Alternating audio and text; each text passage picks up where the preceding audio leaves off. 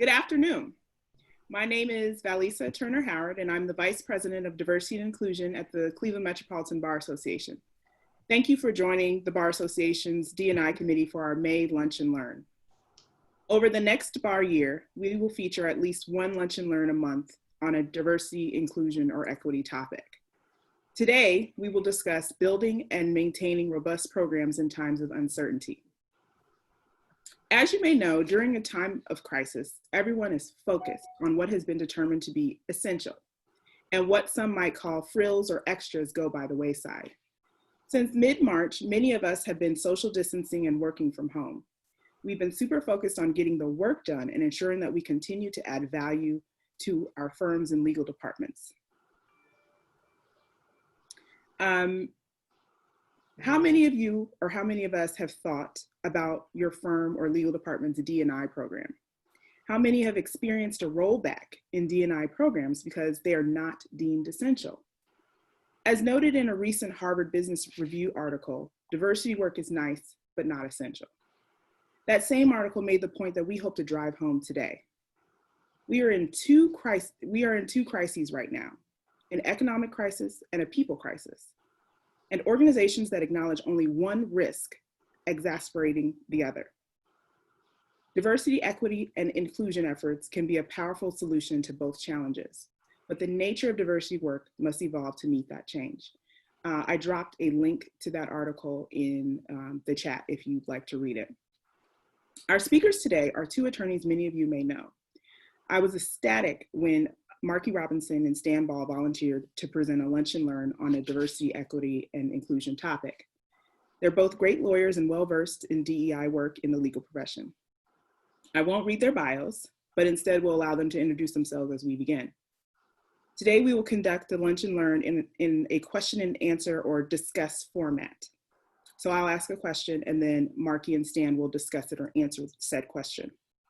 If you have a question, please type in the Q&A box and I will try to incorporate into the discussion or we'll ask the questions at the end of the program. The following are a few of the topics we will likely cover, so maybe your question will be answered in these topics. The first is talking about why we're not here to make the case for D&I. Another topic will be around understanding what's important to in-house counsel regarding your product, understanding what's important to in-house counsel regarding D&I specifically. How does a successful D&I strategy evolve for law firms, and what are some strategies to consider? Strategies that need to be retired, that we no longer should probably be using. And then also just talking about how Greater Cleveland can become a market leader in the DE&I space. So let's begin. The title of the Lunch and Learn suggests that we are discussing building and maintaining a D&I program, as opposed to whether a D&I program is needed. I think we are all in agreement that D&I in the legal profession is necessary, right? But just in case there's someone on the call that needs a little reminder, Marqui and Stan, can you give us a quick recap on the case for D&I in the legal profession, and in that also give a quick introduction? Marqui? Okay, Stan, I see how we're gonna do this. Good afternoon, everybody. My name is Marquettes Robinson. I know a lot of people. I saw the list of attendees, and I'm glad that you're here. I appreciate the support. A little bit about me. What do I want to share? Grew up in Cleveland, Glenville neighborhood, came back after I graduated law school in 2001 and have been practicing law in Cleveland since 2001. Last year, I transitioned to an in-house role after being a complex commercial litigator for the first 18 years of my career, and I'm attempting to settle into that. That's about enough on the introduction, I think. Why we aren't here to make the case for diversity and inclusion. I'm tired of trying to convince people of the worth of women and attorneys of color. if you don't have it by now, if you haven't worked shoulder to shoulder with an extraordinarily talented woman or Black attorney or Asian or Latino attorney, I can't help you. I am no longer expending breath on that. That's why I'm not here to try to convince you about the case for D&I. I think our talents and our efforts make the case itself if people are willing to listen and learn to hear the case. We're here to talk strategy. I think we spent the past 20 years talking about why it's important, and I would rather spend the next 20 years of my career talking about how to implement what is important. So I'll let Stan introduce himself. Thanks. I'll start my comments just with an expression of gratitude. Thank you to the Cleveland Metropolitan Bar Association for allowing us to participate and speak on our experiences. But more specifically, I want to thank Valissa. I mean, if you don't know her, she has a long history and track record of investing in D&I here locally in Northeast Ohio, whether it's in her current role as the Chief Diversity Officer for the County Inspector General, or in previous roles for Thompson Hine or Cleveland Marshall. She has really invested in this, so I appreciate the opportunity to share some of my insights. With respect to an introduction, I practiced at 2M Law 100 law firms, both here in Northeast Ohio as well as in Chicago, Illinois, where I recently left. I am now litigation counsel for Eaton in Beechwood, Ohio. I'm responsible for managing various forms of litigation and disputes all across the Americas, as well as managing all of our outside counsel, irrespective of their practice groups. So I deal with M&A lawyers, I deal with IP lawyers, whatever it is. It's my obligation to focus on our selection, our management, and our review of all of the firms across the globe. And the last thing that I do, just so you have a kind of a understanding of what I do on a day-to-day basis, is I focus on internally on our theft and fraud recoveries to make sure that we are good stewards of our finances within our organization. To answer your question with all of that, you know, lawyers got to give a whole bunch of disclaimers and statements before we get to the substance, because I don't want to duck your question, Valissa, but to answer it as to, you know, the history, I think it's important that all of us, if we're serious about being in the D&I space, start with the history of our profession in this country, and to divorce discriminatory practices from the history of our profession would be a lie. There's no way to get around it. It's clear that minorities and women were precluded for many decades from attending law schools, joining bar associations, sitting for bar exams, being appointed to leadership positions in private institutions and in public institutions. And so what the last generation has taught us, sitting on the shoulders of the Norman S. Miners, the Louis Stokes, the Stanley Tollivers, the Stephanie Tubbs Jones, is that we have a movement. It's bigger than us, bigger than one person. We're in the midst of a movement. It's not over just because we had the first Black president. We're still in the midst of it. And so the work that all of us are doing, and I appreciate everyone who's on the line, the work that we're all doing is a continuation of that movement. And so that's why this work is so important, to not just have our presence in these rooms, but have our perspectives heard and valued in our respective organizations and communities. That's why we're doing this. Great, thank you. Did you have something else, Marqui? Sure, I'll add on that. We're here to talk about strategy because I think it's important to have concrete methods and tactics to root through some of the mythology that the legal profession is wrapped in. So there's mythology around the entire pipeline being based on merit. And that mythology permeates into decisions once young lawyers join firms about the quality of their work and their merit, and how they should be promoted and what opportunities they should be given. We need to work on and dispel the idea that, you know, a little bit of sensitivity training, a little bit of self-awareness on your unconscious biases will resolve this problem. We need strategies that address the systemic issues that diverse attorneys face in law firms, because while some things are personality driven, when those personalities are given positions of power, that becomes a systemic issue. And we need tools to dismantle those systems. I think we're here to talk about strategy because, especially in this day and age where, to your point, people are cutting back on things that are considered bonus, that are considered non-essential, we have to talk about how our efforts at promoting diversity could suffer under some guise of even-handed, objective economic trimmings, and how that's problematic, especially for diverse attorneys. So I'm looking forward to this talk, and I just wanted to give people a preview of why we think it's important to talk about this strategy. So I'll let you.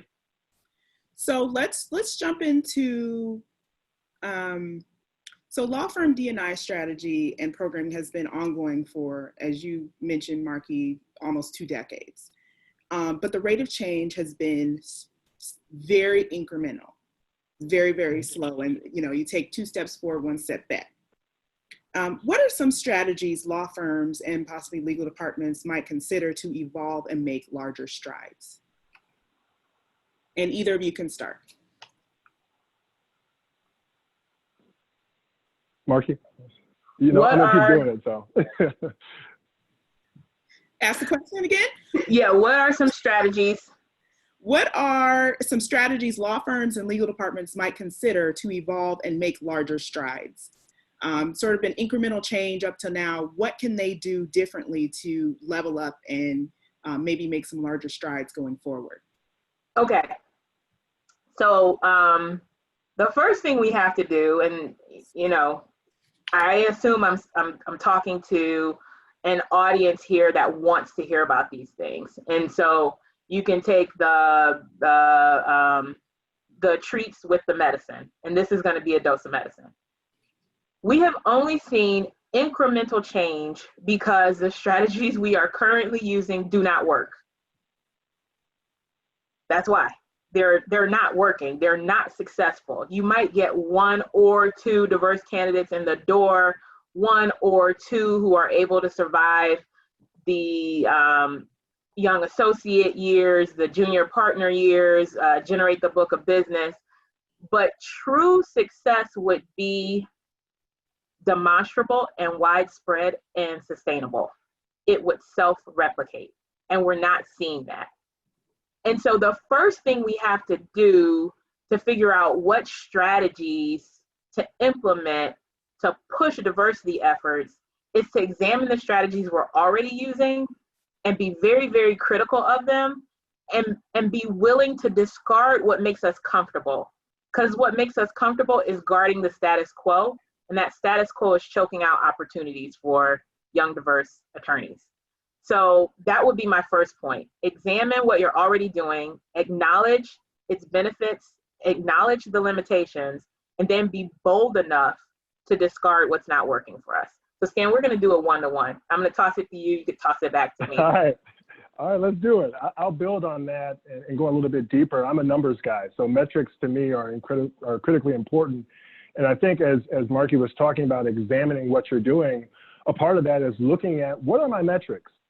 When I look at underrepresented minorities and women and the years that they're spending, their tenure at my firm, how does that compare to folks in the majority? How does that compare to the benchmark, which are historically been heterosexual, straight white males in my firm? What are those numbers? When I look at the years that they're there, when I look at their compensation, when I look at how many years it takes for them to grow from an associate to partner, and then from non-equity partner to equity partner, how long does that take? What am I missing? When I look at my turnover for diverse talent and they leave, and let's be frank with each other, when people leave firms, they're very polite on their exit interviews, very polite, very political on their exit interviews.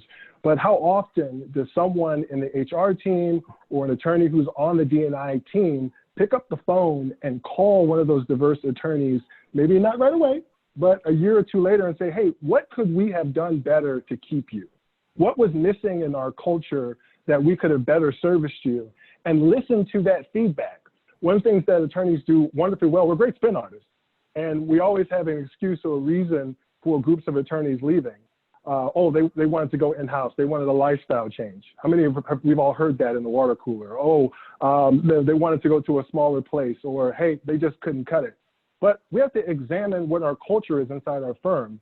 And I want to take a minute. I'm going to toss it back to you, Marqui, in a second here, but I want to take a minute and point out a wonderful book that Adrian Thompson gave me recently. It's called The Next IQ. It's by Erin Reeves. It's out of Chicago, doing phenomenal work.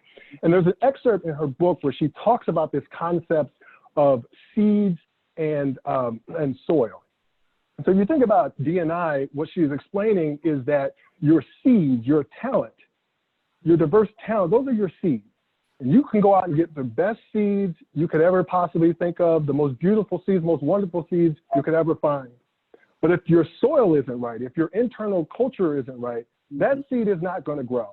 And let's be honest that there are certain law firms, there are certain departments, there are certain clusters of attorneys where your soil is like concrete. And it doesn't matter if you get the best lawyer from the best school who's very talented to be in that department or in that law firm, it's not going to grow. So much to Marqui's point, the first thing to do is assess your internal culture and ask the question and give an honest answer is, if I go out and get top level seeds, top level talent, do I have the capacity? Do I have the people here who are willing? Do I have the culture here that will cultivate that seed so it can grow exponentially? Toss it back to you, Marqui. All right, caught it. So what else can we do for to reconsider in kind of a radical way the strategies that firms are using and how it impacts your culture?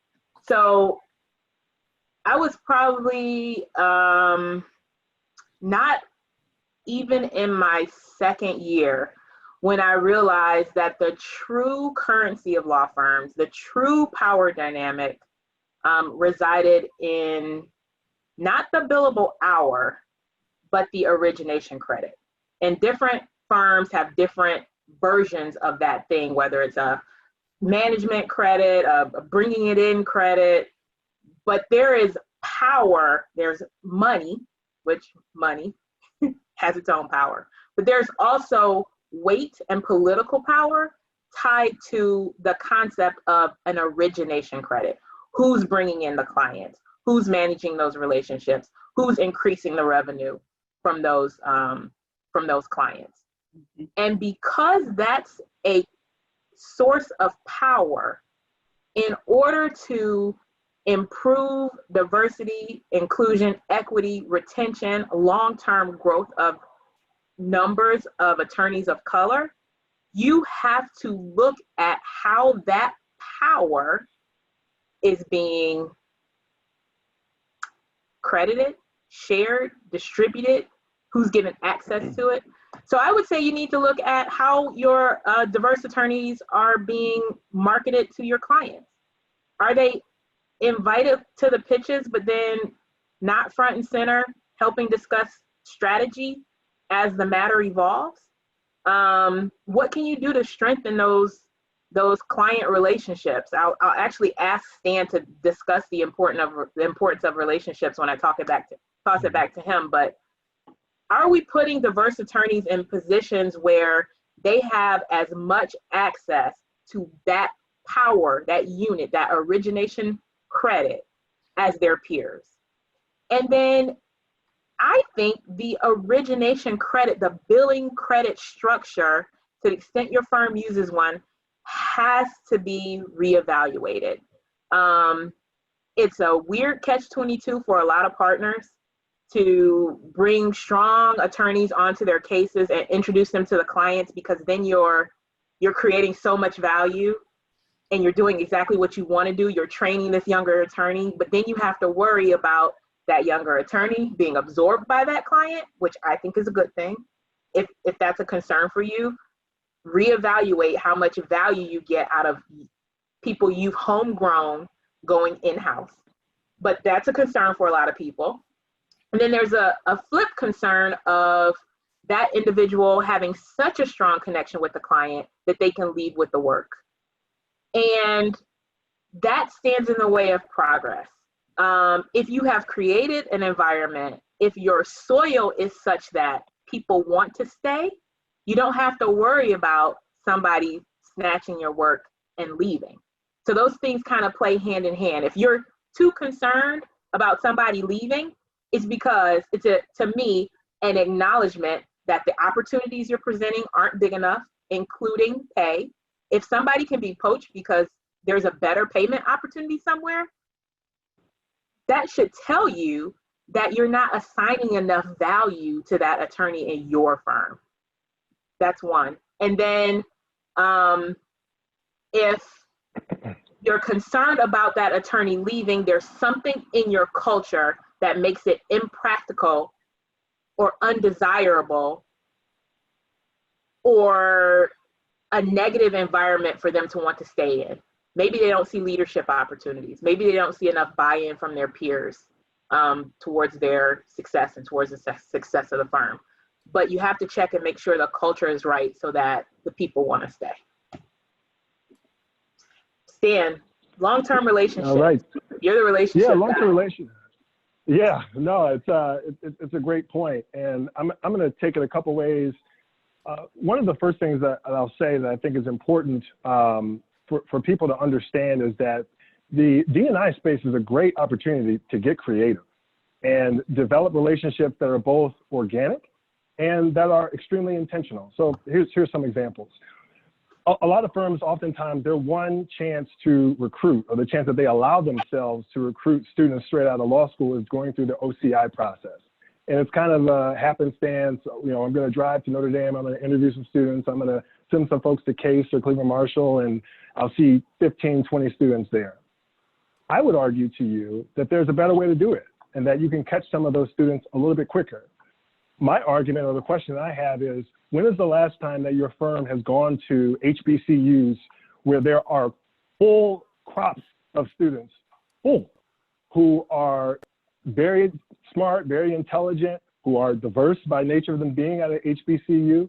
When's the last time that your firm has tried to, or your firm or your law department tried to establish a relationship with any of the members of the Divine Nine? If you don't know what the Divine Nine is, it's a good opportunity for you to use the Googles. And try to establish pipelines with HBCUs, with members of the Divine Nine, to find more talent. Because one of the things that we hear is that we just can't find anyone. And the question I throw back is, well, tell me about your pipelines. Where are your sources of finding people? How are you pitching that your firm, that Greater Cleveland is a great place to work? And I'm going to come back to us looking at this from a market approach, not an individual approach. I talked a little bit about organic development of relationships, and I want to shout out to someone who recently left the Greater Cleveland area, Brandon Cox, and it's a tremendous loss to the area, it really is, but he is a great example of using organic relationships to develop pipelines for students. And one of the things that he was doing, because he felt empowered by his firm and leadership in his firm, was to go back to his alma mater and coach and give his time to make that firm available for those students to understand what life is like as an attorney. And so when that firm came to campus, or where there was an opportunity to work there, and some of the members who know Brandon, who went to that firm, are on this line, it was no question. It was no question. Because of that investment, that organic relationship building that was going on in the community, it was a no-brainer to go to that firm, because it was clear that firm had a serious investment in the community. The last thing I'll touch on about organic growth of relationships, and I'll pass it back to Valissa or Marqui to kind of clean up what I said, is that people will ask me, how do I get clients? How do I get clients? How do I demonstrate that I can be a good partner, I can manage things? And what I say to folks is a couple of things. One, if you are a younger attorney, get to know the people who are young in this city with you well. Get to know them very well, because there's a big chance that even though they may be an associate at firm A, 10, 15 years from now, they may be in-house somewhere, they may be at a firm that you're trying to get to, so you're going to want to know who the people are in your community. The other thing that I would say is that a lot of times people are chasing GCs, and there's nothing wrong with that. There's absolutely nothing wrong. I'm a big fan of GCs. I like my job. But there are a whole host of other folks in those law teams who you need to know. And the division of responsibilities, it may not be just the GC who has the opportunity to select counsel. So while you are running past some vice president or running past someone like me who doesn't have a really sexy title, you're missing your opportunity. You're missing your opportunity for a relationship building at that level that could really grow. And I've seen it happen way too many times that the folks who you have access to readily, you walk right by them, and that's not a smart play. I know I said it was the last thing I was going to say on this point, but I always hit you like a Baptist preacher. I got one more for you, and it's a responsibility of, and it's one more thing, because I can't let in-house counsel off the hook. It's something that we're responsible for, and that is really analyzing who we deem as the relationship partner. As Marqui mentioned, the currency in this game is billing credit. It is origination credit. That is your power in those firms. And in-house counsel, if we want to talk about, if our stated values are about I&D and really playing big in that space, we really have to look at, okay, I know we like this firm, they've done great work for us, but sometimes I've got to step in and intercede and say, you know what, this person is going to get origination credit for this matter. I know you've been a relationship partner for 15, 20 years. I understand that. But if my stated values are I&D and increasing the level of power and progress in that space, I have an obligation at times to step in and say, you're okay. Your career is going to be okay. Your book of business is going to be okay. I've got to step in and help this person. Yeah, Stan, I think that's absolutely critical. We've been kind of talking primarily to the law firms, but I know there are general counsel on this phone and other individuals who are in-house counsel, and we play a critical role in, pick your favorite D&I term, leveling the playing field, creating opportunities, et cetera, et cetera. We hold an enormous amount of power. We have both carrot and stick.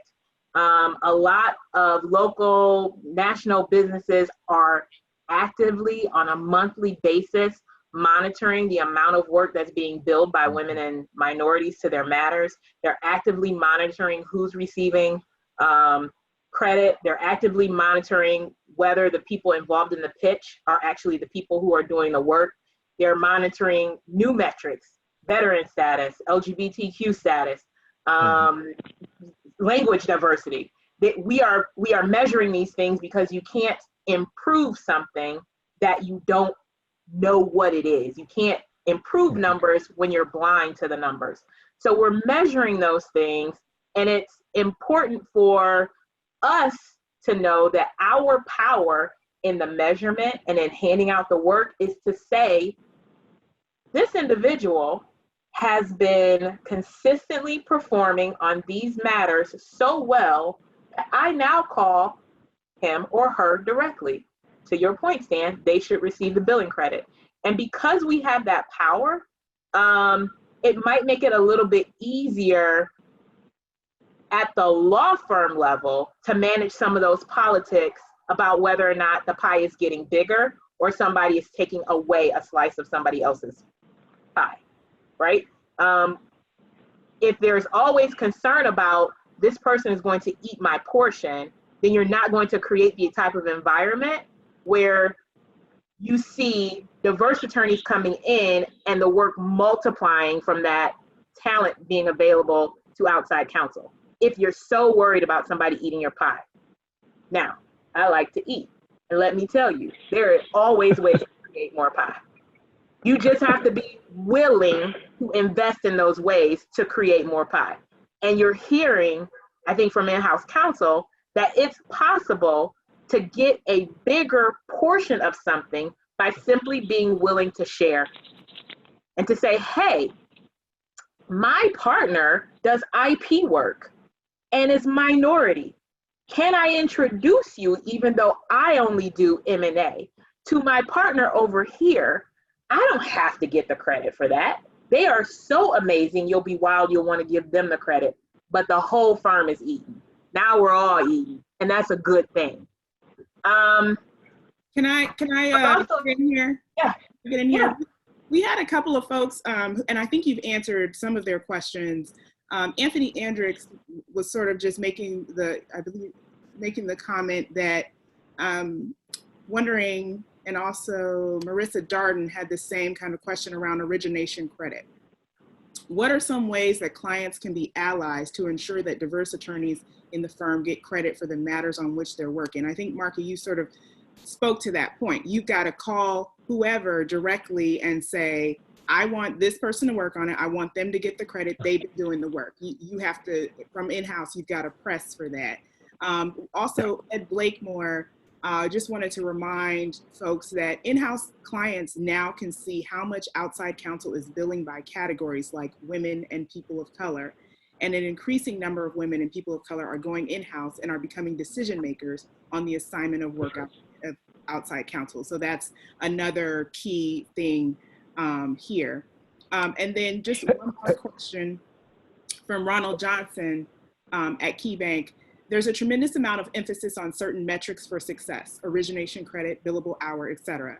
But when you look at the rising success of some lawyers you know, what other elements have you seen? Does sponsorship come into play? So if you can sort of weave that into more of your comments around strategies to evolve and level up. Yeah, can I jump in? I just want to follow up on a couple of those things. One, I wholeheartedly agree that it's on in-house counsel to step in to intercede on the origination issue. We've got the power to do it. We've got the buying power, so we got to do it. That's on us. I think the second thing that is a shared responsibility is that just as law firms have put out and lauded their stated values as it pertains to I&D, so have in-house law firms. In-house law departments. And so there is a strategic partnership that needs to take place on that front. And what do I mean by that? If we're just talking about dollars, we're still leaving value on the table. There's a lot more value on the table. So let me break it down what I mean by that. We can look at strategic partnerships or panel firms as purely transactional. We can do that. And we give you a matter, we pay you, everybody's happy, keep moving. I would argue that there's another level to this that is not being utilized as it should. And that is to call on for law firms to call on your law departments, your clients who say they care about this issue and get some action behind the stated values. What does that look like? That looks like secondment. That looks like, hey, I'm trying to find some diverse talent. Will you help me on the recruiting front? If I bring some diverse talent that I've brought into my firm, can I bring them to your company to do a mock pitch? Can you talk to them about what that means?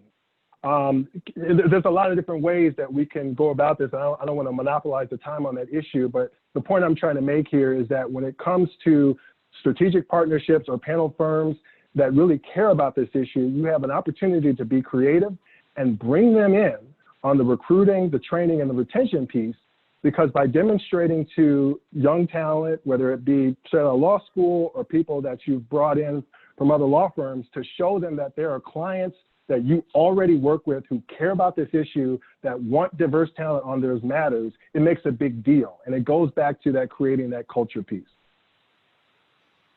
So I can talk to, I believe the question was about mentoring relationships. Yep. So you definitely want genuine relationships. That's key, but you have to be prepared for the possibility that your most genuine relationships, one, won't be in your firm or in your law department. They could be from outside the organization. And two, they won't necessarily be people who look like you. One of the most influential mentors in my life was a white woman.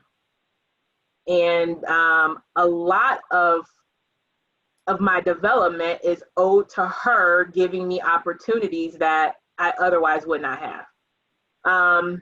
There are two individuals on this call who I just want to shout out, who reached out to me when I first came back to Cleveland, and have always made themselves available for questions, conversations, and mentoring. Absolute powerhouses, two of the most genuine people you will ever meet. And if you don't know these people, and sorry when I say your names that everybody starts to blow you up and send you LinkedIn requests, you are really missing out on the opportunity for a genuine connection with people who want to see you succeed. And that's Ron Johnson and Ed Blakemore. And Ed has shepherded and overseen more young attorneys. He keeps track of us. He's done efforts to get us all in the same room and across different categories to just create opportunities for building those genuine relationships. And if you want to have a conversation on how it can be done, Ed and Ron are two hugely successful in their careers. So there's practical advice there, but also just genuinely nice people. And, you know, when I was outside counsel, KeyBank was a client. I tried to get some stuff from Rockwell, but there wasn't ever an appropriate alignment. That wasn't, you know, for all of that, that wasn't the value of those relationships. It was the mentoring. So you have to be open to mentoring from wherever. I've never worked in a situation where, as an attorney, I had Black partners directly in my office. When I worked at Voorhees, the Black partners were in Cleveland until Teresa Beasley joined, and then she wasn't in my team. She wasn't on my team. But I had people like Ed, Ron, who I could rely on. The mentorship is also important, and this is going to be the medicine part of that. In these types of economic times where we're trying to figure out how to make $1 out of 15 cents, how to stretch resources, when they're having conversations about who to cut, if you don't have somebody sitting at the table that says, whoa, that person is key to my operation and organization. My clients love that young woman. My clients love that guy. What do you mean? You haven't seen the value. What? You need somebody who's invested in your success and who will champion you.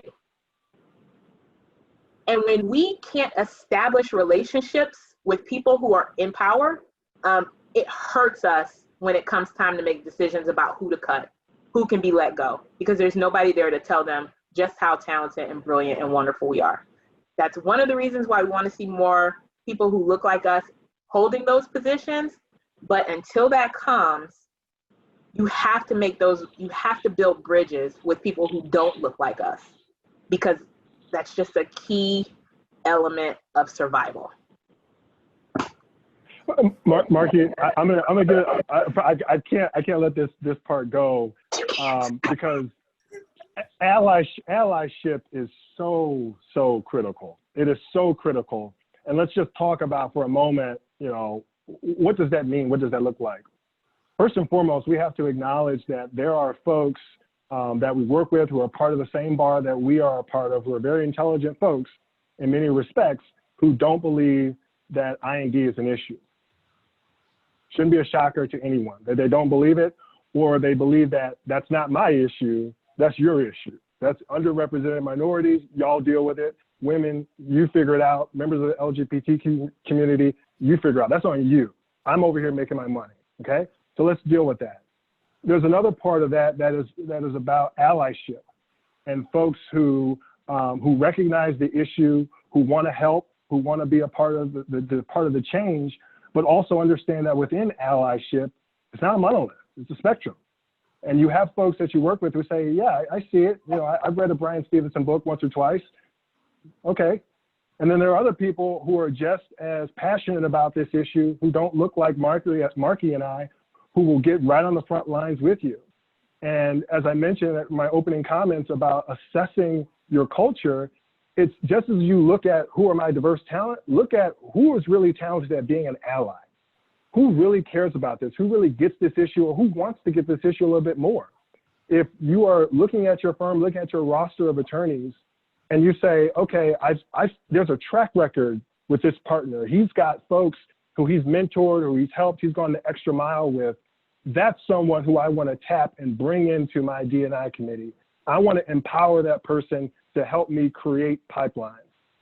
We have to promote allies, promote allyship, respect them, because right now, unfortunately, we just don't have the critical mass of underrepresented minorities and women at the top levels, whether it be the C-suite in an organization or the executive level within law firms.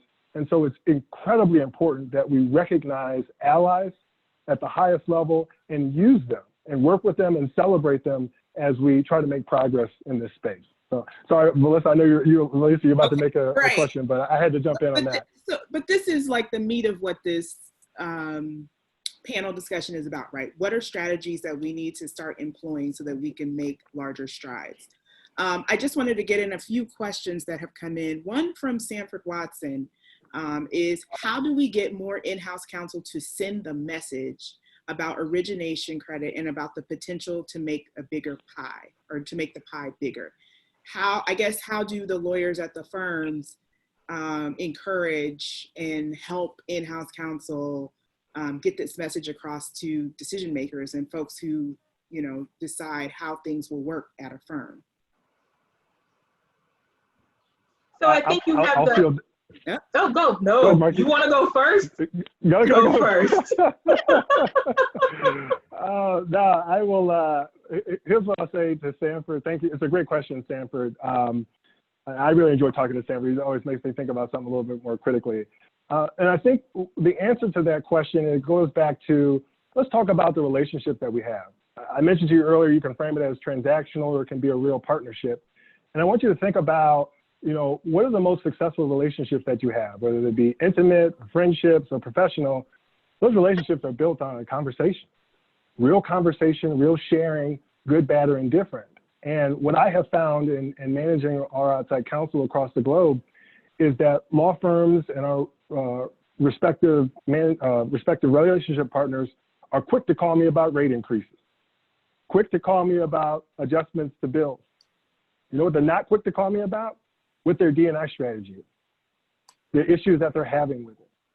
Talking about, hey, we need a little bit more origination credit. I need you to help this person get it together. This is how my firm works internally. These are the politics that I'm dealing with inside my firm. I don't get those calls. I don't get them.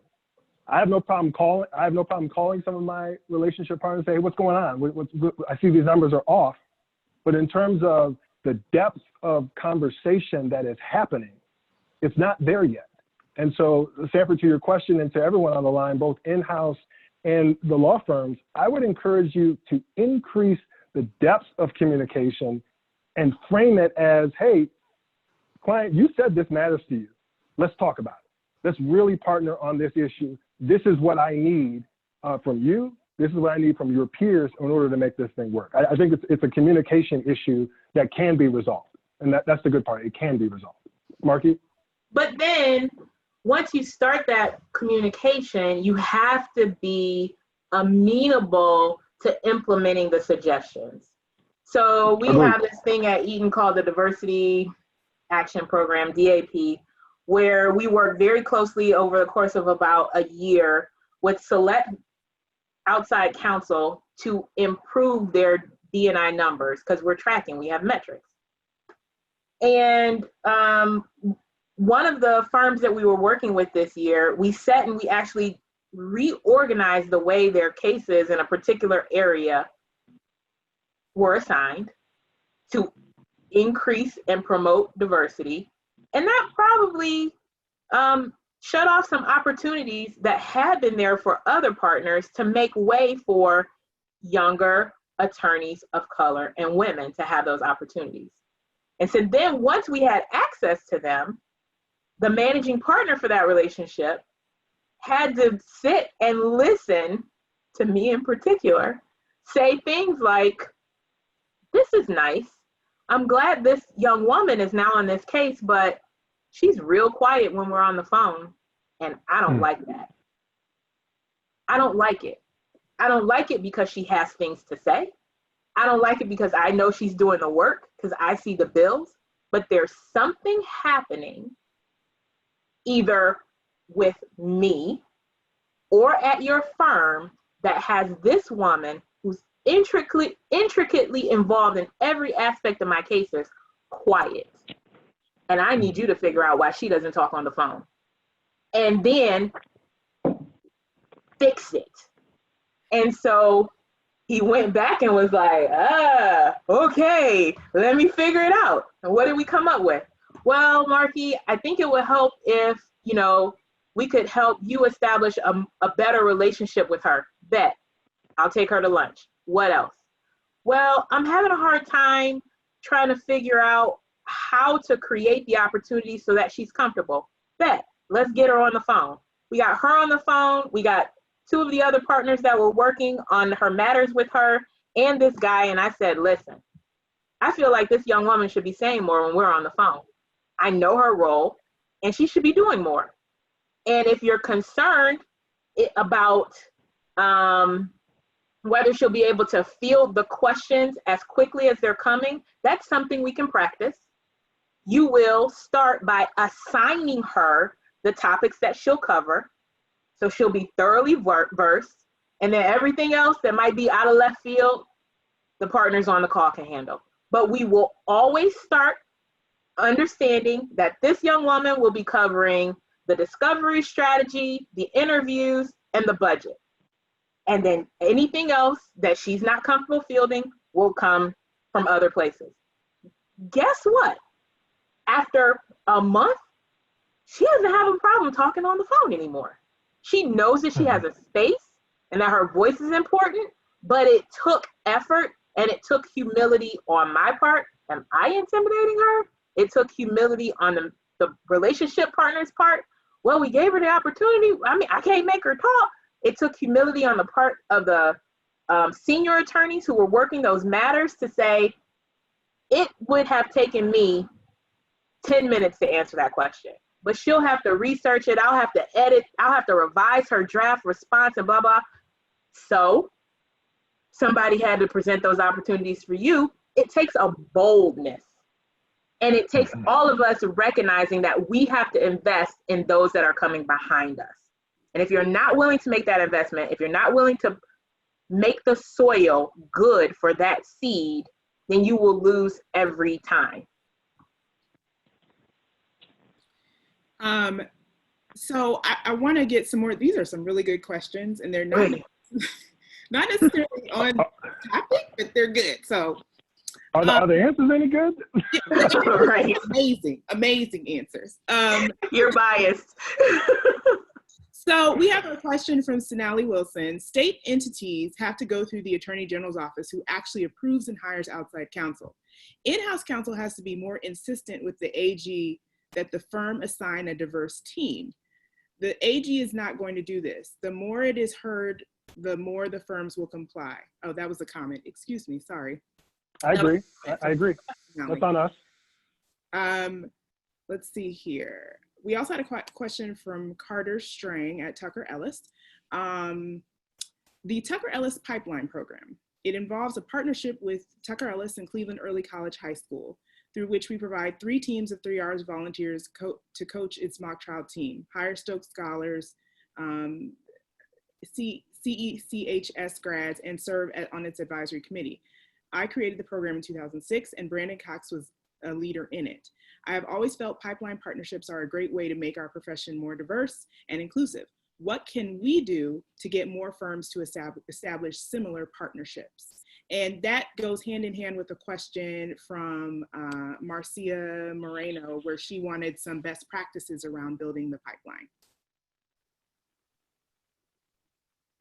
I'll go first. Yeah, awesome. I don't want anybody on this phone call to take what I'm about to say as an insult. All right? I see the value of what's being done in high school programs. I see how important it is for those high schoolers to see people who look like us and to be encouraged to pursue legal careers.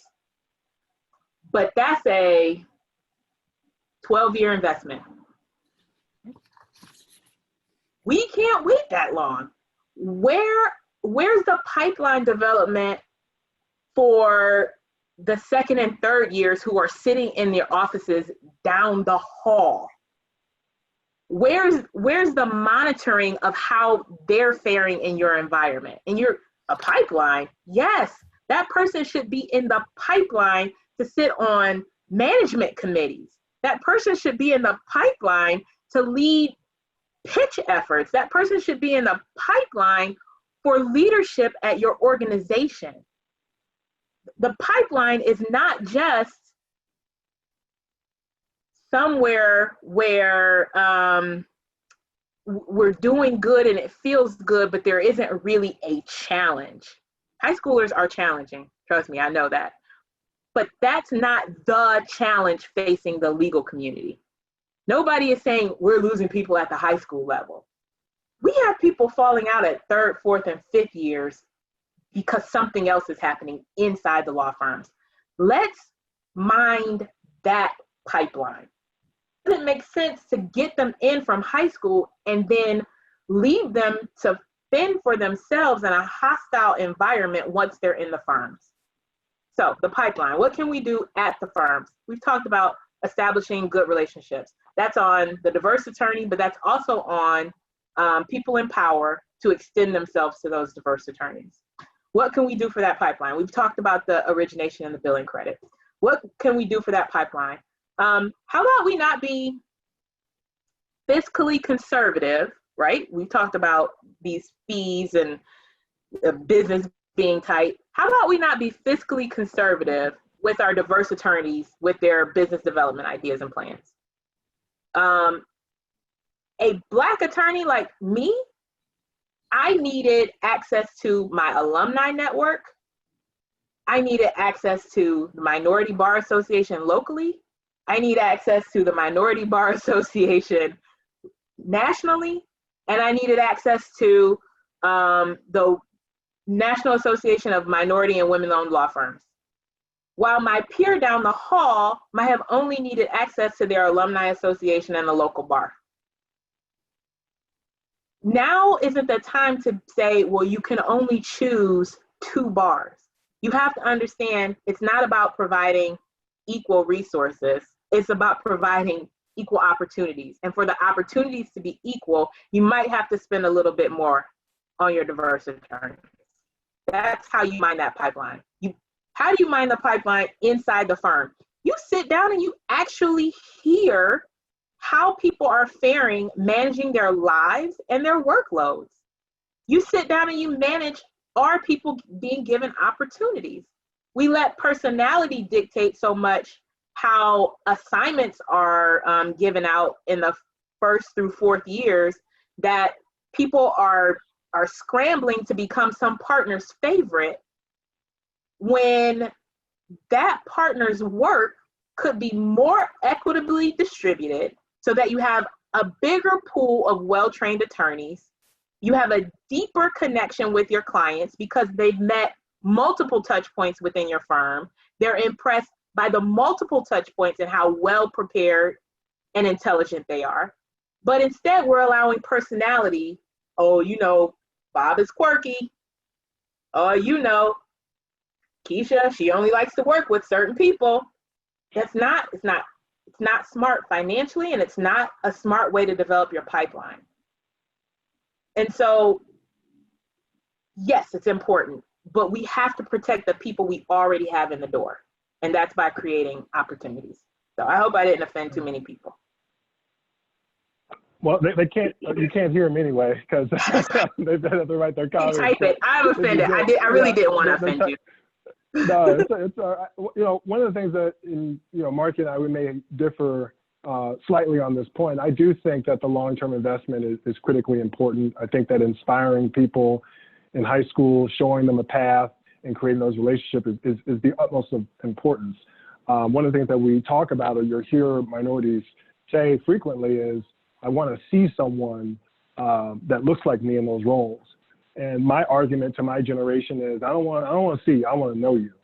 I want to have a relationship with you. I want to know those students. So I want to be able me personally, I want to be able to follow a young man who goes from Yin Academy to Cleveland State or Case or Baldwin Wallace College, through whatever law school they choose to go through in Ohio, through their legal career here. And I want to celebrate them when they become an equity partner or part of the executive committee in a law firm here in Northeast Ohio. I'm tired of the brain drain. So I do think it's important to think long-term. But I want to just add just a couple more points because I think there's a lot of growth here that can be had within firms to create pipelines. And the first thing that I'll say is I would encourage all firms, everyone in leadership, to push down ownership of this issue throughout the entire team. What does that look like?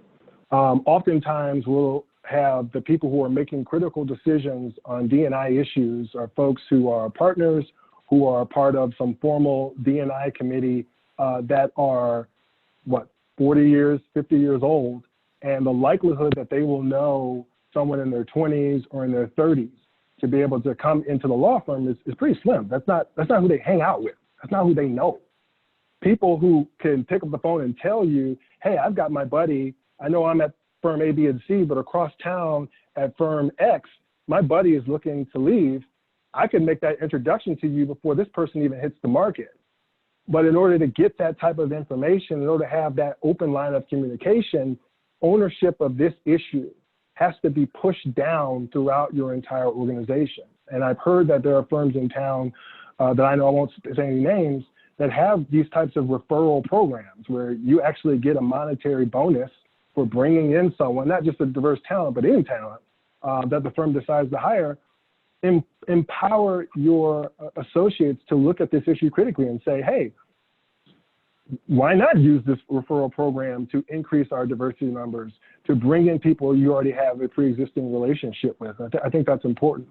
And then the last thing that I'll say on this piece in terms of pipeline, and I'm gonna just call them out by name because I think they do wonderful work, is LCLD and NCCA. As Marqui talked about, sometimes you have to make that investment so younger attorneys and partners can build up their network of people both nationally and in their own community. And I think that LCLD and MCCA do a phenomenal job of having these conversations, of bringing people together, having meaningful relationships. I think CYO, charting your own course, I don't want to mess up the acronyms, there's a wonderful job of this as well. And so there's a lot of value that can be extracted from those types of organizations, especially because organizations like LCLD has a focus on having young attorneys, the Pathfinder program, meet up with the older attorneys who are more seasoned with their fellows, and then they incorporate law school students through their mentorship program as well. So you're getting the full spectrum of underrepresented minorities and women in one organization. So I think that's important. Mm-hmm. So I want to move on to another question that correlates to this, which is the legal profession has been in the D&I game for a while with little movement. What are some of the strategies that are past their prime and should be retired? And I think you've mentioned a couple, but maybe mention a few more that maybe it's time for those to be retired as we move on to a more evolved strategy. Can I jump in on this one? Because I have to sit through these pitches. Please stop with the glossy magazines and sheets of who your diverse talent. Please stop. It's not impactful. It doesn't help. It doesn't progress the conversation. When I have to explain this because it's a misconception about in-house life. If you believe or have been told that in-house lawyers happen to just show up at 9 a.m. and leave around 4:30, and that's that, that's not how it works. That's not how it works. And in fact, you know, if Joe Rogers, who I really enjoy and appreciate his support, if he would have told me what I was in for, I may have stayed in Chicago, to be honest with you. But we work. And to get an hour of our time, whether that's in a formal pitch or we're going to join you for a dinner, use that time very wisely to have meaningful conversations. And what I would encourage all of you to think about is when you want to invite someone, a potential client, to a sporting event or something, think about that. Are you saying I need the spectacle of an event for 3 hours because I don't have anything meaningful to talk to you about for 3 hours? Is that what we're saying? Because I should be able to have a really impactful conversation with you about what is happening in the industry, what's happening with your firm, what we can do better to partner on these issues. So I do think the style of pitching that we have seen in the past of, let me just come in, show you a couple of documents, tell you where everybody went to law school, and boast up how important and smart we are. That's not going to cut it. The other thing, and I don't want to monopolize time, I'll pass back to Marqui. The other thing that I think is important for us to address is this statement that I have heard time to my face, time and time again, is that the second that you request more diverse talent, it's automatically met with a question or a statement about, well, I don't want to sacrifice quality. Ooh, wee. Y'all put on your statement, seatbelts because Stan is about to lay it bare. that statement, that statement has got to go. It's got to go. It's just remove it. It's not appropriate. It's not professional. It's got to go. And here's why. I'm going to lay out a couple of reasons. One, a statement about quality, if that statement comes from, hey, I've had a number of diverse talent come through the ranks of my law firm and they've all left in short order, there's one thing that's constant, that's your law firm and your culture. So unless you fully analyze the culture of your firm or the groups that are getting rid of diverse talent, I have questions about how you're quantifying quality.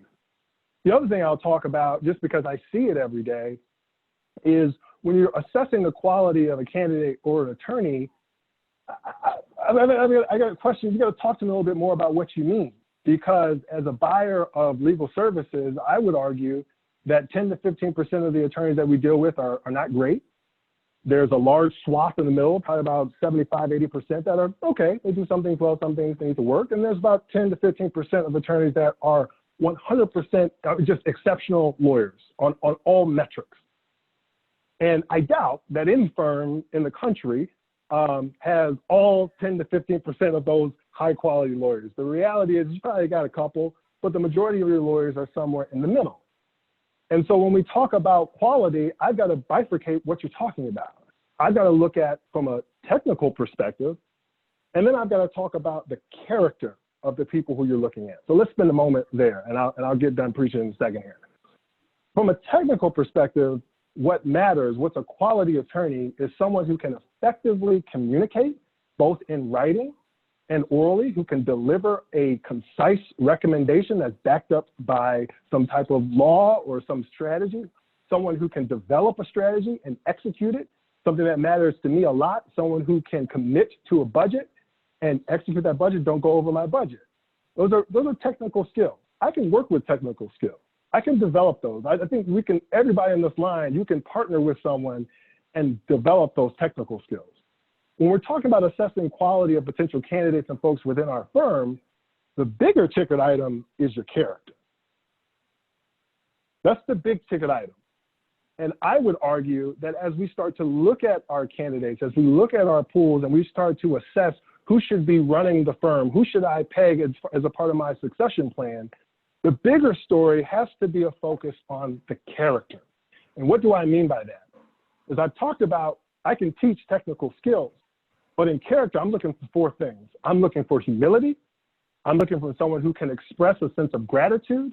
I'm looking for an insatiable amount of curiosity. And last, but certainly not least, I think it's the most important thing, I need grit. I need someone who can hit an obstacle and go over it.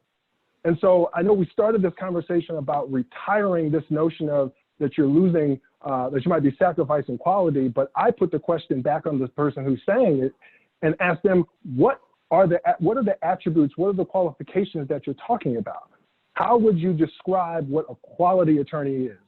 And what I would encourage everyone to do on this line is to be honest about the technical thing that you're looking for, but also really look at the heart and the character of the people that you're bringing into your firm. Marqui, do you want to follow up? I can't. He said the whole thing. He put a bow on it. Okay. So we'll move on to the next question. Are you sure? I'm positive. He put a bow on that thing. So let's talk about Cleveland in particular, right? What are your thoughts on how the Cleveland legal community in particular can make greater strides in the D&I space? And let me give you a few ticklers that come from some of our attendees. Are there cities or firms that you are aware of that have successful D&I strategies that we can use as a model in Cleveland? If so, please discuss the program, the results, and why you believe it'll work in Cleveland. That was from Marlon Primes, our immediate past president of the CMBA. Also, Rishik Sarkar asked, how can diverse attorneys better organize themselves to share information, opportunities, victories, etc.? So maybe weave that into your response around how Cleveland becomes a market leader in this space. So I'll start by setting up Stan to comment on some of the highlights that we have going on in Cleveland that make it a prime opportunity. But I'm going to say something that's going to hopefully not ruffle too many feathers. People are in Cleveland because they love Cleveland or they love somebody in Cleveland.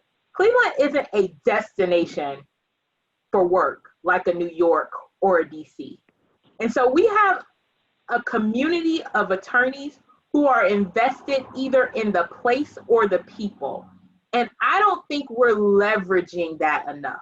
I don't think we're appropriately appreciative of how much the people who are in Cleveland want to be here, and how if we provided opportunities, it would allow them to stay and flourish here.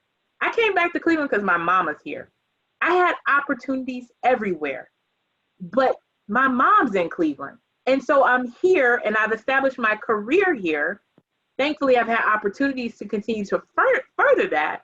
But if the people in Cleveland aren't necessarily looking for an out. They're already invested because it's not a Chicago, it's not a New York, it's not a DC. So Cleveland already has something in its favor in terms of retention.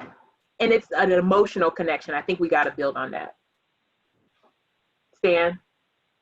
Yeah, no, I agree. I shortchanged you on the intro on who I am. I'm really bad. I don't like talking about myself, especially on a personal level, but I feel like I'm kind of forced to share a little bit of this here so that you see a little bit of the authenticity in what I'm about to say. I agree with Marqui that people who are in Cleveland desire to be here. Where I disagree with Marqui, respectfully, and thankfully we're socially distanced so she can't pop me, is that I do believe that Cleveland is a destination. It is. And I'll share a little bit about my background.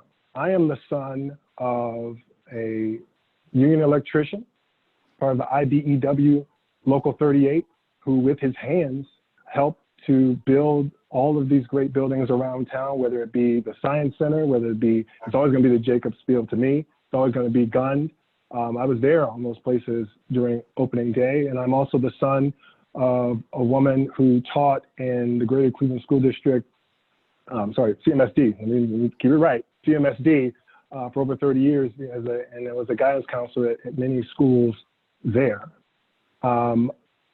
This city matters to me. It's in my DNA.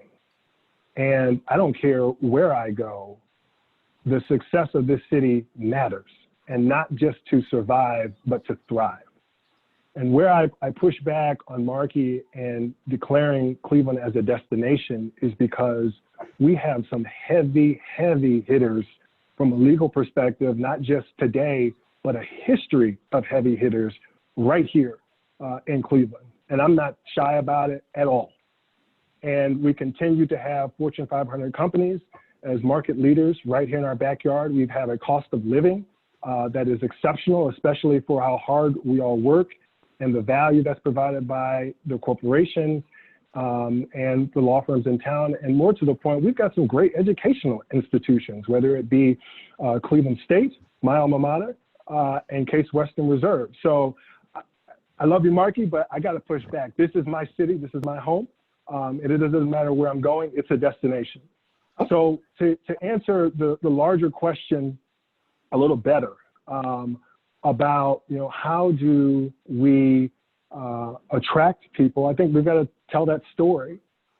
And I also think that on this front, on the I&D piece, our mentality has to change a little bit. And here's what I mean by that, is that we talk about the city of Cleveland being all in when there's a basketball involved, or when there's a football involved, I have to go ahead and take out the glasses, or when there's a baseball involved. But when it comes to really showcasing how important our legal community is, we put all the law firms and all the in-house lawyers off to their respective corners to try to figure this out by themselves. And they don't have to. Who says that on this issue, we can't treat this the same way that they do with open source software, where everybody comes in and adds a piece. Everybody shares their best practices. Everybody talks about, hey, this didn't work, this failed. Hey, tell me who are the real allies in your firm? Tell me who are the real players in an in-house position who aren't just talking about this issue, but they're actually doing the work. Let's have a conversation as a community about big ideas and the small steps that are necessary to materialize and manifest those big ideas. That's what I'm talking about. And I want to be clear, because anytime that I speak on this issue, I always make sure that the audience who I'm speaking to, you have every right to challenge me. And if I do something now or in the future that is inconsistent with what I've said, I expect you to call me and cuss me out. I really do. And on this front, I think it's important that in-house lawyers get down in the trenches with these law firms and the law schools to fix this issue, because we've tried for 20 years. We've done it for 20 years of expecting law firms to fix it in isolation, and guess what? It doesn't work. We've sent the letters. Y'all seen them? They've been publicized. We've sent those letters so many times. The letter isn't going to do it.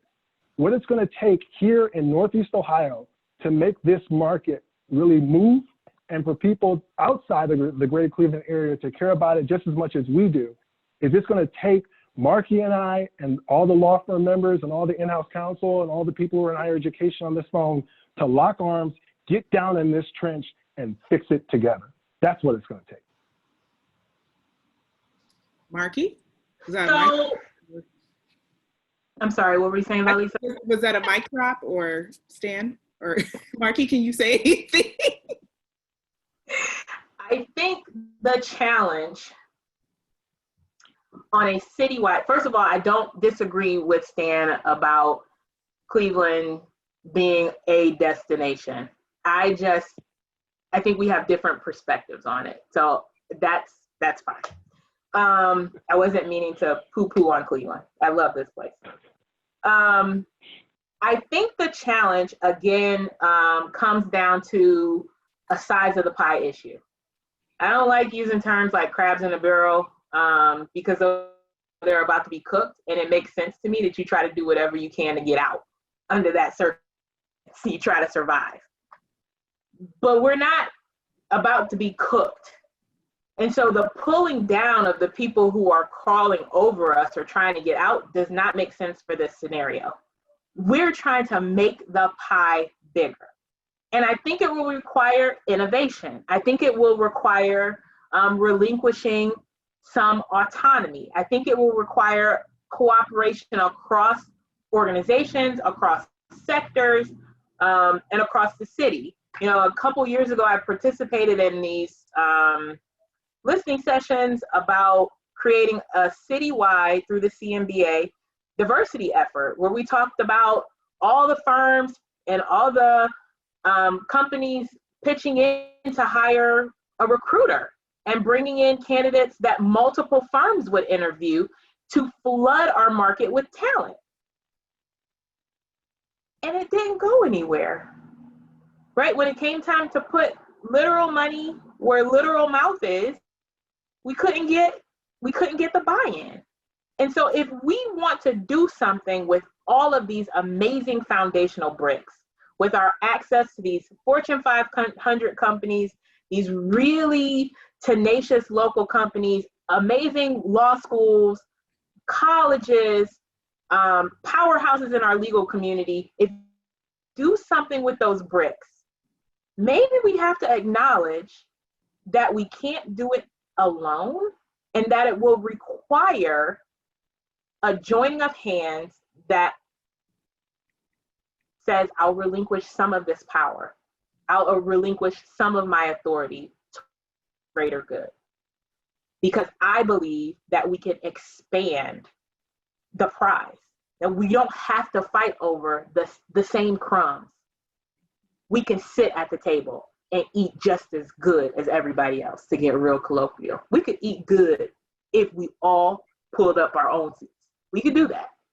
So what can we do as a community, right? No, we have to decide we're a community. What can we do as a community to push this issue that's individually important to us?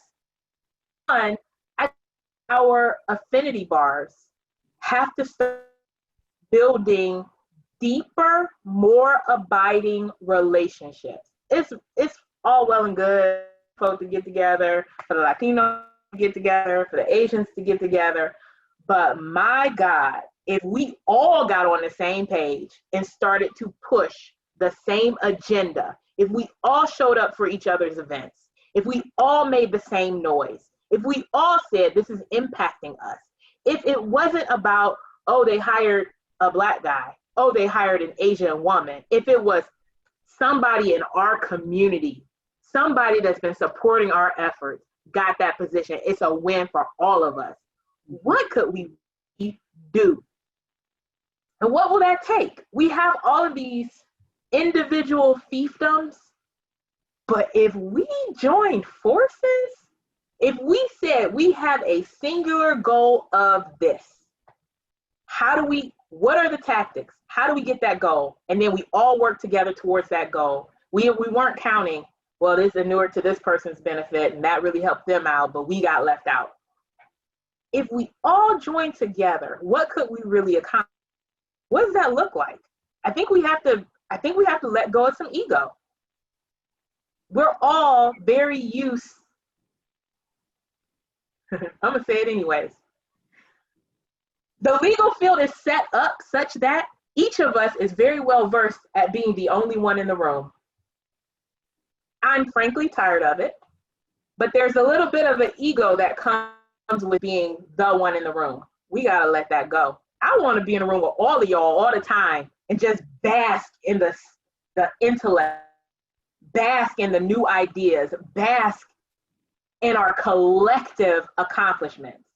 But we have to let go of that insecurity of being the only one or the smartest or the best or building bridges or losing power. Mm-hmm. We're more powerful together. So I think step one, we decide we want to be a community. And we have to act. Yeah, I'm done.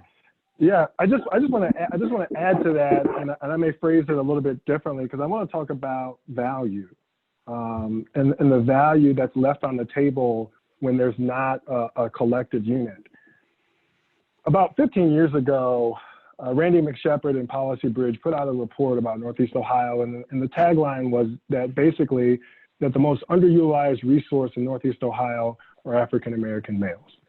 And the statement is that, or the argument is that by not incorporating them, bringing them in, giving them opportunities, having a seat at the table, not only are they disadvantaged and they don't have the opportunity to really grow to their full potential, the city of Cleveland and this area doesn't have the ability to grow to its full potential. Now let's take that argument and put it down to a micro level. You know, you've heard the cases being made for diversity, that it's great to have ideas, great to include people, make it feel warm and fuzzy. But the real argument, and again, I'll refer to Erin Reeves because she makes the point beautifully, is that the real argument is that you're losing value. You're not getting all the ideas in one place. So much to Marqui's point about bringing affinity groups together, having the dialogue, but also in addition to the affinity groups, the allies in the area, bringing them together, all of us together, to talk about this issue and work as a team. That's how you're going to get the most value. And I'll give you just a personal story, and then I'll pass the mic, is that I've seen a law firm spend a lot of money bringing all of its diverse talent to a city, getting the best hotel they can get, and it was all just, again, they're underrepresented minority attorneys and they're female attorneys in one area. And the executive group showed up for dinner one night, and then the next day there was all the heavy lifting, all the discussions about how we can have a better strategy. And you know who wasn't there? The executive group, or individuals who are not a part of the underrepresented minority group, or female. And so it begs the question, why are you leaving so much value? How do you expect to get all the value out of these discussions, these meetings, when individuals in the minority are not meaningfully participating in these discussions? I know what it means to be a minority. I happen to be one. But I want to express to you and explain to you, educate you on what that means. And I want you to come back and say, okay, I get it. Now let's work together on making our culture the best it can be. So I know it's a long way of trying to articulate this, but I do think it's important that we think about this and articulate it in a way where we talk about value and seizing every last drop of the value. I just wanted to sort of put a plug in for the CMBA has a subcommittee of the Diversity Committee, which is our Bars of Color Committee. And it's the representative, usually the president from each of the bars of color in the community. And Marlon Primes is the chair of that subcommittee. And we are working now to figure out what is our role? What should we be doing besides our social events, which we do every year and they're a lot of fun? What other things can we be doing? And so I appreciate that point, Marqui. I'm hoping that we can sort of expound upon that going forward. We are running, we have about 10 minutes left. I have a lot of questions in the queue. So this is the short answer segment where we only get 1 minute to answer each question. Questions through. And then the ones that we don't get to, I'm hoping Marqui and Stan will maybe have a written response that we can send out to the rest of the group after this is over. So let me get to Marcus Richardson. Marcus, my name twin. Firms are often reactive, responding to diversity and inclusion demands from clients. But how do we get them to be proactive? Does there always have to be a business case for diversity? Ideally, the answer to that should be no. But money talks louder than just about everything. And we're in a money business. The business case is an important element. You want people to be good and inclusive, but if they can't see the financial benefit, then you're working against, right? You're walking into headwinds. How do we get people to see it in and of itself? We elevate people like Marcus Richardson to sit on those committees who don't have to see money immediately coming out of those efforts. Now, there's research that shows that diverse teams make more money and have better ideas and all that stuff, but you got to actually build the team. But we need people like you to sit on those committees to say the money will come from doing the right thing. Let's do the right thing. Let's trust the process, the end result will. Dan, do you have a response? I agree. Yeah. No, right now, the season that we're in, unfortunately, the business case has to be made. And I think the part that in-house counsel has to own rather is that we have to make it clear that I&D is not a bonus; it's a core requirement. So I can't disagree with Mark on this point. Okay. Next question. Hello, panelists. I appreciate you both for speaking on this topic today. What is the civil lawyer's role in addressing the issues in the criminal justice system? I'm asking because I have not seen how Black attorneys in civil law firms have contributed to remedying the rampant issues in the criminal justice system. It appears to me that attorneys on the civil side are definitely eating on an individual basis, but what about the Black community that cultivated and contributed to the Black attorney's success? So, this is how I would answer that question. I think a lot of things go into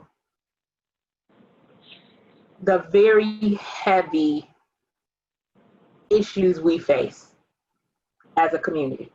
It's been a crappy week, people. It's been a crappy week. It's been a week where we are continuously justifying our right to breathe and exist in white spaces. It's been a Uh-oh. Is she frozen? criminal justice system. Okay. Oh, sorry, you can't hear me? We got you. You're back. To demand that we do something specifically about the criminal justice system is to act like what we're seeing and witnessing isn't a symptom of the foundations of our country. Our input is needed on every level. I've never interacted directly with the criminal justice system, but when I know qualified individuals who are running for seats on our county bench, I support them with my time, my talent, and my treasure. And that will impact the criminal justice system. I spend my time, my talent, and my treasure on voter protection efforts because that impacts who's elected and how those people view policies that implement across criminal justice, across education, across socioeconomic development. I think to focus only on criminal justice when somebody might not have the talent for that would be a misuse of resources. My answer is, where you see injustice and it sticks in your craw and you can't get it out your head, do something about that. It will benefit us somehow as a community in the long run. That's my answer. I agree, and you've given me the Herculean effort of trying to follow up on that. But I'm going to be respectful of time. One thing I'll say to you is that when talking about public policy, one thing that I would encourage every attorney of color to do, and every woman to do who's trying to make it here, who's at the beginning or middle of their career, is connect the generations. Connect. Talk to people who have been through this. I'll share a piece of my heartbeat, and that's this, is that coming into this city and trying to work on I&D initiatives, I'm not doing anything until I talk to and hear the lessons learned from Robin, from Adrian, from Sanford, from Ed Blakewell. I'm not moving until I understand what they've gone through and I've digested that information and I've made sure that how I'm looking at this issue is right. And then after that, I'm trying to connect not just people in my generation, but people beneath me, so that all the lessons, all that wisdom does not get lost. That's critically important. To speak directly to the public policy issue, I agree with Marqui that you got to vote, but I also agree that it's important for all of us to play big in spaces that are kind of indirectly related, but hold a lot of power. So what am I talking about? I'm talking about, we know that we are a city of boards. We're a city of foundation. And so when you get an opportunity, whether it be on a committee, a junior board, or on the board itself, you got to show up and show out, demonstrate a level of competency and make these issues known. Because the reality is that, let's say, for example, you're a lawyer at Jones Day, you sit on the board of directors for the Science Center or something, or the Rock and Roll Hall of Fame, there's a chance that the other people who comprise that board, that may be their only direct interaction with someone who is a quote unquote peer to talk about some of these social issues and public policy issues that are in our own backyard. We spend a lot of time looking at Washington, we spend a lot of time tweeting, but in terms of being out there, talking to people who don't necessarily look like us, getting outside of the echo chamber to make the case, that is critically important. And what I would say to everybody on this line, whether it's in your respective organization or a board that you serve on or some community group that you're with, play big in those spaces, demonstrate your competency, and have real honest dialogue about what we need to do in our backyard to push public policy in a direction that is equal for everyone. Can I hijack? Because we are running low on time. I really feel like, to the extent he has found value in this, we really need to say, okay, so now what? Yes. Like, okay, great ideas. How can we put our hands to the plow? What can we do? What's next? What would people like to see? How can we start as a community implementing some of these ideas? What's next? Since I asked the question, I don't have to answer it. Stan or Valissa? Well, so now you're the host. We're less than 60 seconds. We're less than 60 seconds. So what I would say is pick up the phone and call me. I'd love to sit down and talk to folks and get this done. Folks who I've already talked to, let's continue our conversations and get moving. I know I'm short on time, so I can't give you the full answer I'd like to, but let's keep the conversation going and we can talk about the action items. And I would agree with Stan on that. Let's talk about it. And as the Vice President of Diversity and Inclusion for the CMBA, it is my role to try to help the greater Cleveland legal community be more diverse, more inclusive, more equitable. And so, you know, we're thinking about how do we do that? What does that look like? And I would love for anyone on the call, which many of you already are, to come and join us and talk about these issues, and let's take action. Let's figure out what are our action steps. Our bar season is ending in June. However, I'm open. I will meet you for lunch, for coffee, for whatever. If you have a thought, if you have an idea, let's make it happen. Let's get together and figure out how to keep, how to make Northeast Ohio a destination, as Marqui and Stan have differing ideas about that, for folks in the legal community who are diverse, who want a space where they will feel heard, they will feel that they've been seen, that they can bring their whole selves to work. You know, let's make Cleveland that place.